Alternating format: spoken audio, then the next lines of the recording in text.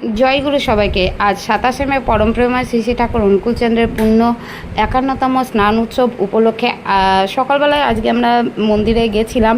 তো মন্দিরে অনেক কাজ করেছি, যেহেতু মন্দিরে একটা উৎসবের আয়োজন প্রতি বছর নাই, এই বছরেও মন্দিরের উৎসবের আয়োজন চলছে। আমরাও গিয়ে সেখানে কাজ করেছি। তারপরে 9টার সময় স্নান উৎসবের যে টাইমটা আমাদের মন্দিরে স্নানের যে কার্যক্রম হয়, তো সেটা কখনোই দেখিনি। তো আজকে যেহেতু দেখবো, তো তার জন্য তাড়াতাড়ি করে বাড়িতে এসে ঠাকুরকে ভালো করে সাজিয়ে নিয়েছে। আর যখন মন্দির থেকে আসলাম তখন এসে ফুল মালা আর তার সাথে আমও কিনেছিলাম।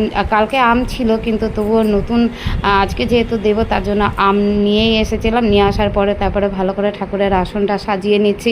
আর ফুলও নিয়ে এসেছি, যাতে ভালো করে একটুখানি নিজের মনের মতন করে একটুখানি সাজাবো। আর ছোটোবেলা থেকেই এই স্নান উৎসবে বাড়িতে যখনই থাকি বা যেদিনই থাকি, কারণ প্রায় সময় যেহেতু আসানসোল আমার বাবার বাড়ি, আর সেখান থেকে আমরা প্রায় সময় স্নান উৎসবে আমরা দেওঘরে গেছি। তো যখনই বাড়িতে থাকি, তো সেই দিনটাতে আমরা কাঁচা দুধ আর আমটা দিই। আমরা আগে যতবারই আম দিই, কিন্তু আজকের দিনটাতে আমাদের দুধ আর আমটা দিতেই লাগে। তো সেইভাবেই আমও এনে নিয়েছিলাম, সবই আজকে অ্যারেঞ্জ করে নিয়েছি। আর তারপরে ঠাকুরের আসনটা দেখতে পাচ্ছ সাজাচ্ছি।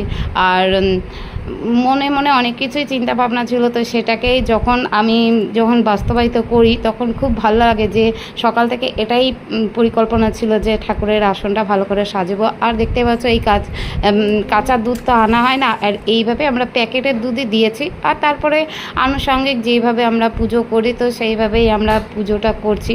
তো আজকে যেহেতু প্রায়ই পুজো করি, তো আজকের দিনটা যেহেতু স্নান উৎসব, তো তার জন্যই আজকে বিশেষ করে আজকে তোমাদের সামনে আজকে স্নান উৎসবের কিছুটা মুহূর্ত তোমাদের সামনে তুলে ধরা।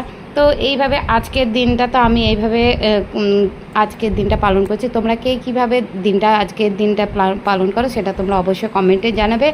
আর আজকে আমরা সবাই মন্দিরে যাব, তো তাড়াহুড়ো রয়েছে। তো ঘরের আজকে আমার মনে হয় যে বাইরে যতটাই যাই করি, বাড়ির পুজোটা হচ্ছে আসল। আর বাড়িতে যেভাবে ঠাকুরকে মন দিয়ে যেভাবে আমার একটা পরিকল্পনা ছিল, তো সেভাবেই আমার মনের আশাটা পূরণ হলো। তো এইভাবে আজকে আমি আমাদের ঠাকুরের স্নান উৎসবটা এইভাবে আমি পালন করেছি। তোমরা কীভাবে পালন করো সেটা অবশ্যই কমেন্টে জানাবে। আর আজকের ভিডিও এখানে এন্ড করছি। তোমরা সবাই ভালো থেকো, সুস্থ থেকো, আর তোমাদের কেমন লেগেছে অবশ্যই কমেন্টে জানাবে। তো টাটা সবাইকে।